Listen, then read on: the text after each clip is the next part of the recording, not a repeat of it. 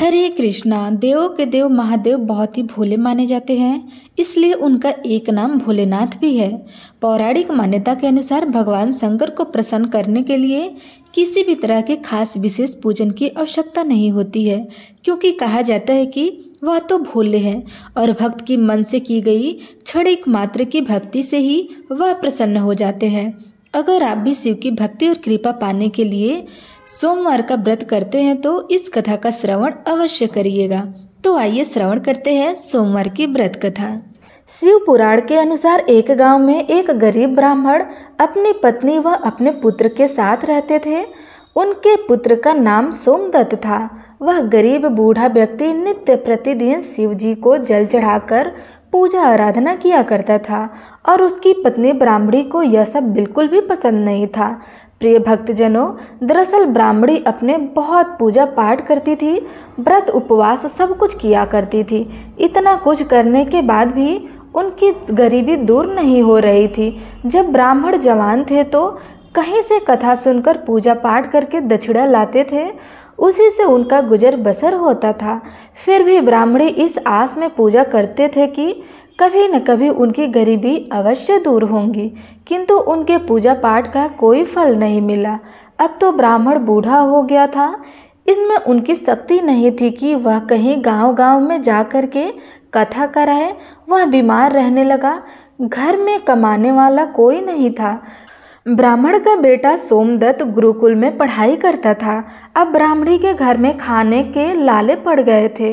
वह गुस्से में पूजा पाठ करना छोड़ दी थी और ब्राह्मण को भी पूजा पाठ करने के लिए मना करने लगी थी और कहती थी कि भोलेनाथ और अन्य देवी देवताओं का पूजा करते करते जवानी से बुढ़ापा आ गया, लेकिन भगवान ने हमारी गरीबी दूर नहीं की, उल्टा अब तो दाने दाने के हम मोहताज हो गए हैं। अरे मेरी हिम्मती मारी गई थी कि मैंने दिन रात उपवास व्रत किया, जपत तप में अपने शरीर को सुख दिया। अब क्या देगा तुम्हारा शिव जो तुम शिवलिंग पर जल चढ़ाया करते हो। प्रिय भक्तगणों, ब्राह्मणी की बातें सुन करके ब्राह्मण कुछ नहीं कहता। उसे तो अपने आराध्य भोलेनाथ पर विश्वास था। अब ब्राह्मण का बेटा अपनी शिक्षा पूरी करके गुरुकुल से वापस अपने घर आ गया और अपने माता पिता की सेवा करने लगा। एक दिन की बात है, सोमदत्त शिव मंदिर में अपने पिता के साथ पूजा पाठ कर रहा था और वहीं पर शिव भक्तों को कथा सुनाने लगा। वह कहता है कि जो भक्त भगवान की कथा को सुनते हैं, उनके मन में जो इच्छा रहती है, भोलेनाथ उनकी मनोकामनाएं पूर्ण करते हैं। प्रिय भक्तजनों, सोमदत्त की यह सब बातें मंदिर में पूजा करने आए उसी राज्य के राजा ने सुन लिया और उसे यह बात बहुत अच्छी लगी और उसने सोमदत्त को अपने यहाँ राजकुमारी को कथा सुनाने के लिए नौकरी पर रख लिया। अब सोमदत्त प्रतिदिन राजा के लड़की को कथा सुनाने जाया करता था। वहाँ से दक्षिणा में जो भी मिलता था उसमें ही वह अपने परिवार का पालन पोषण करने लगा। इस पर भी ब्राह्मणी खुश नहीं थी। इसने कहा, मुझे अपने बच्चों की भविष्य की चिंता है। हमारा जीवन तो जैसे तैसे कटने लगा, लेकिन मेरे पुत्र का जीवन अभी बाकी है। हमारे मरने के बाद उसका क्या होगा। हमारी भक्ति पूजा पाठ का फल लगता है कभी नहीं मिलेगा। क्या भोलेनाथ को मेरा दुख दिखाई नहीं देता। मेरा पुत्र राजा के घर से जो कुछ भी लेकर आता है, माना कि उससे मेरे पूरे परिवार का पेट भर जाता है, किंतु और भी आवश्यकता कैसे पूर्ण होंगी। ईश्वर ने अपनी आंखें क्यों बंद कर रखी है। क्या मेरे पुत्र को हमारे तरह ही गरीबी में रहना होगा। प्रिय भक्तगणों, ब्राह्मण और ब्राह्मणी की यह करुणा पुकार जब माता पार्वती ने सुना तो उन्होंने शिव जी से कहा कि देव, हे महेश्वर, आप सर्वज्ञ हैं, आप क्यों इन दोनों पति पत्नी की परीक्षा ले रहे हैं। प्रभु, ब्राह्मण आपका परम भक्त है, अब आप उनके दुख का नाश करें प्रभु, अन्यथा कोई ब्राह्मण ब्राह्मणी भी आपका पूजन करना छोड़ देगा। उनके मन में आपके प्रति विश्वास समाप्त हो जाएगा। भोलेनाथ ने कहा, हे देवी, आप चिंता ना करें, मैंने उनके भाग्य उदय का बीज तो पहले ही बो दिया है। अब हम दोनों को साथ में लक्ष्मी जी विष्णु जी को लेकर इस ब्राह्मण के घर जाने का समय आ गया है। मेरी कृपा के साथ ही वह ब्राह्मण दंपति विष्णु लक्ष्मी के भी कृपा के पात्र हैं। उन दोनों पति पत्नी ने हम दोनों की पूजा एक साथ की है। हे देवी, पृथ्वी लोक पर जाकर हमें शिव लीला करनी है।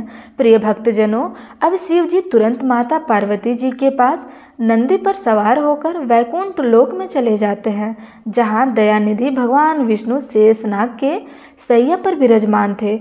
माता लक्ष्मी उनके पांव दबा रही थी। जब शिव जी ने विष्णु जी से कहा कि पृथ्वी लोक पर चलने की, तब विष्णु जी बोले, हे देवी लक्ष्मी, चलिए, हमारे भक्त का बुलावा आ गया है। अब क्या था, चारों देवी देवताओं ने साधु का वेश धारण करके पृथ्वी पर उपरोक्त ब्राह्मणों के घर पहुँचे। ब्राह्मणों के घर पहुँच करके अलख निरंजन जगाई और कहा, अलख निरंजन, अलख निरंजन। घर में से बूढ़ा ब्राह्मण निकला। उसने उन्हें प्रणाम किया तो उन साधु वेशधारी भगवान विष्णु और शिव जी ने कहा, हम रात्रि में आपके घर पर विश्राम करेंगे।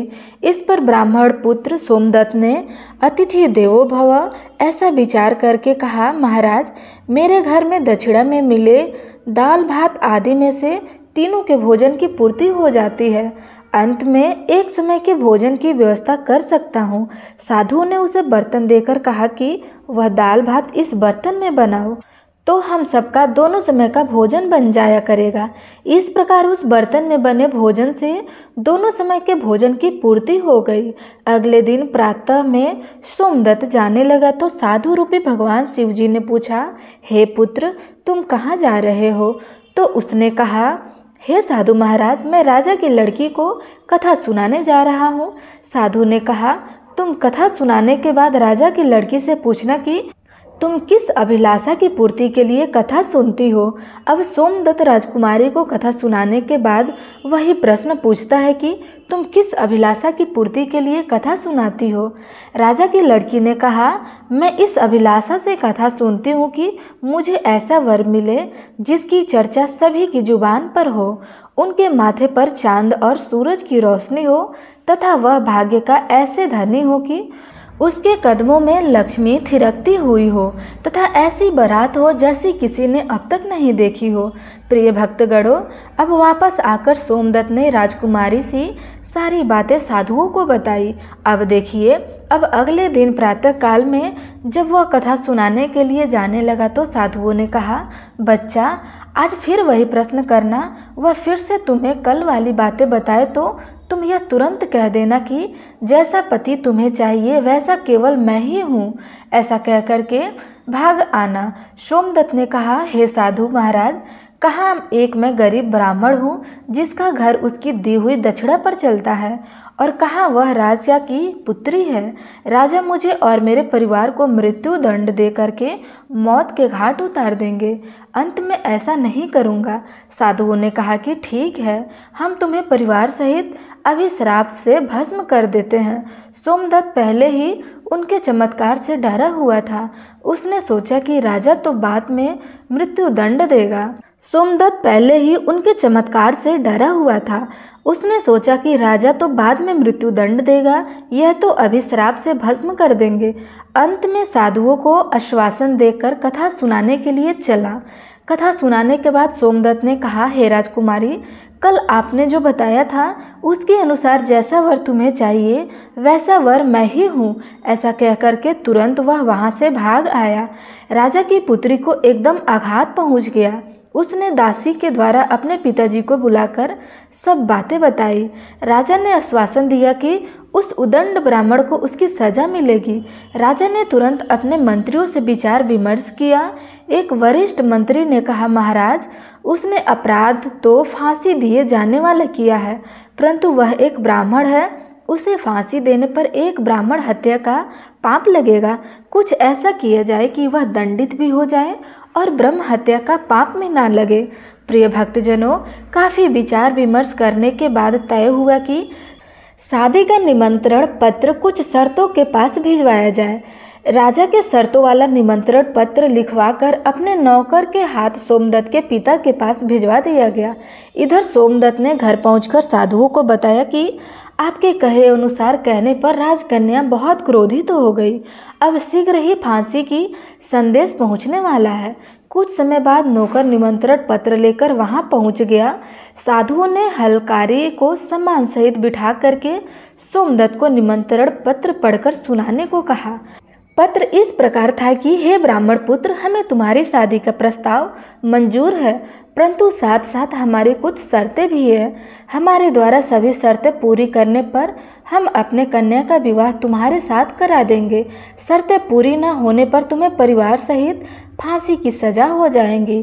शर्तें इस प्रकार थी कि पहला शर्त था, बारातियों के ठहरने वाली सभी बारात घर तथा बनाए गए सभी तंबू बारातियों से भरे होना चाहिए, कोई भी तंबू खाली नहीं रहना चाहिए। दूसरा शर्त ये था कि बारातियों के आतिथ्य सत्कार में बनाई गई सभी खाद्य सामग्री उपयोग होनी चाहिए, कुछ भी बचना नहीं चाहिए। तीसरा शर्त ये था कि ऐसी अद्भुत बारात आनी चाहिए जिसकी प्रशंसा हर व्यक्ति के जुबान पर हो। बारात आने पर यदि कोई भी शर्त अधूरी हो तो बारात में आने वाले सभी बारातियों को फांसी की सजा हो जाएंगी। पत्र पढ़कर सोमदत्त डर से कांपने लगा। साधुओं ने कहा, तुम डरो नहीं, नौकर को भोजन खिला करके पत्र का उत्तर देकर विद्या करो और पत्र में लिखो कि आप विवाह की तैयारी करें, हम फला दिन बारात लेकर आ जाएंगे। नौकर को भोजन में दाल भात परोसा गया। नौकर की थाली में चमत्कार से 36 प्रकार का भोजन बन गया। विदाई में साधुओं ने, जो कि भोलेनाथ और विष्णु जी ने, उसे मुट्ठी भर धान्य की राख पर पत्र देकर विदा किया। बाहर आकर नौकर ने देखा कि वह राख नहीं बल्कि हीरे मोती हैं। वह बहुत खुश हुआ। राजा ने सत्कार उत्तर प्राप्त होने पर विचार किया कि वह गरीब ब्राह्मण किसके भरोसे ऐसा कर रहा है, क्योंकि कोई दुश्मन राजा उसका साथ तो नहीं दे रहा है। यही सोचकर राजा ने शहर के तमाम बारात घर सजवा दिए और अनेकानेक तंबू लगवा दिए। राजा का विश्वास था कि अधिक आदमी न आने के कारण वह शर्त हार जाएगा। सोमदत्त अपनी बारात में चलने के लिए जिससे भी कहता था उसे वह कहकर मना कर देते थे कि नहीं, तुम्हारा तो अंतिम समय आ गया है, हम बारात में तुम्हारे साथ मरने के लिए क्यों जाएं। ऐसी बात सुनकर वह बहुत ही परेशान था।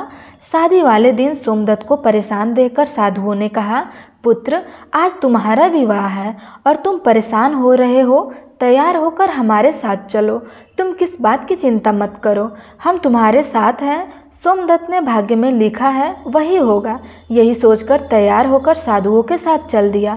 भगवान शिव जी ने इस बारात में चलने के लिए सभी देवताओं मनुष्यों के रूप में आमंत्रित कर दिया तथा भूत प्रेत व अनेक गणों को भी शादी में बुला लिया, जिसके कारण सभी बारात घर पर लगाए गए सभी तंबू भर गए। इसके बाद भी कुछ बाराती बिना तंबू के रह गए। राजा के पास सूचना भिजवाई गई कि बारातियों के ठहरने का और प्रबंध करवाया जाए। सूचना मिलने पर राजा ने विचार किया कि कहाँ से इतने बाराती आ गए हैं, मैं चलकर देखना चाहिए। राजा तुरंत वहां पहुंचा। राजा को आया देख करके शिव जी ने शुक्रवार शनि जी के बच्चों के रूप में बनाकर भूख के कारण रुला दिया। राजा ने 2 बच्चों को रोते हुए देखकर पूछा कि यह बच्चे क्यों रो रहे हैं। तब साधु बने शिव जी ने कहा, इन्हें भूख लगी है। राजा ने उन बच्चों को खाना खिलाने के लिए भेज दिया। कुछ समय बाद राजा के कर्मचारियों ने बताया कि महाराज, वे दोनों बच्चे तो सारा खाना खा गए, फिर भी भूख नहीं मिट रही और वो चिल्ला रहे हैं। ऐसा सुनकर के राजा बहुत परेशान हुए। उसने अपना घमंड त्याग कर साधुओं के सामने नतमस्तक होकर कहा, हे महाराज, अब मेरी लाज आपके हाथों में है। साधुओं ने कहा, कोई बात नहीं, सब ठीक हो जाएगा, तुम घर जाकर बारात की अगवानी की तैयारी करो। राजा ने शहर को बहुत ही सुंदर ढंग से सजाकर जगमग जगमग झालरें पूरे शहर में दुल्हन की तरह सजाकर लगवा दिया था। सोमदत्त भी विवाह की पोशाक में एक राजकुमार की तरह बहुत ही सुंदर दिख रहा था। शाम के समय उसे एक सुंदर रथ में बिठाकर रथ के आगे अनेक प्रकार के बैंड बाजे नगाड़े वाले झूम रहे थे, नाच रहे थे। दूल्हे के मस्तक पर सहरे के चांद और सूरज से सजाया गया बाराती हाथ में मुद्राएं लेकर एक दूसरे पर न्यौछावर करके इधर उधर उड़ा रहे थे। बारात के इस बेहंगम दृश्य को देख करके लोग आपस में कहने लगे कि इस ब्राह्मण के भाग्य के तो देखो, इसके मस्तक के चेहरे में चांद सूरज और चारों तरफ से इस प्रकार धन लक्ष्मी उड़ाया जा रहा है, मानो किसी बड़े राजा की बारात निकली हो। ऐसी बारात हमने अपने जीवन में कभी नहीं देखा और ना आगे देखने की उम्मीद है। यह भाग्य का बड़ा धनी है। प्रजा के इस प्रकार बातों को सुनकर श्रद्धायन रूपी माता पार्वती उन्होंने कहा, प्रभु आप जिस पर कृपा करते हैं उनके लिए अन्य धन के भंडार खोल देते हैं। भोलेनाथ ने कहा कि हे पार्वती, जो भक्तगण मेरी पूरी श्रद्धा भक्ति से पूजा करते हैं, मैं उन्हें उनके पूजा का फल अवश्य देता हूँ। उन्हें दुख तभी तक झेलना पड़ता है जब तक कि उनके पाप कर्म खत्म नहीं हो जाते। पुण्य कर्म जैसे ही उदय होता है, उनके भाग्य के दरवाजे खुल जाते हैं और जो भक्त भगवान की कथाओं को सुनता है उन्हें भी राजकुमार की तरह फल प्राप्त होता है। राजकुमारी ने प्रतिदिन भगवान की कथाएं सुनी। उसके मन में जो भी कामना थी उसे वह मिला। यह तो भोलेनाथ, माता पार्वती, विष्णु जी, लक्ष्मी जी के महिमा था, जिसके कारण ब्राह्मण धनी हो गया। उसका भी घर महल की तरह सुंदर हो गया। इसके घर के नौकर चाकर इत्यादि की कमी नहीं थी। अपार धन दौलत से घर भरा हुआ था और ब्राह्मणी ने फिर से भगवान की पूजा अर्चना शुरू कर दी। खूब दान दक्षिणा देना शुरू कर दिया और नित्य प्रतिदिन भगवान भोलेनाथ की आराधना किया करती और पूजा करने के बाद कथा को सुना करती। तो आइए हम सब मिलकर प्रेम से बोलते हैं, लक्ष्मी नारायण भगवान की जय, माता पार्वती की जय।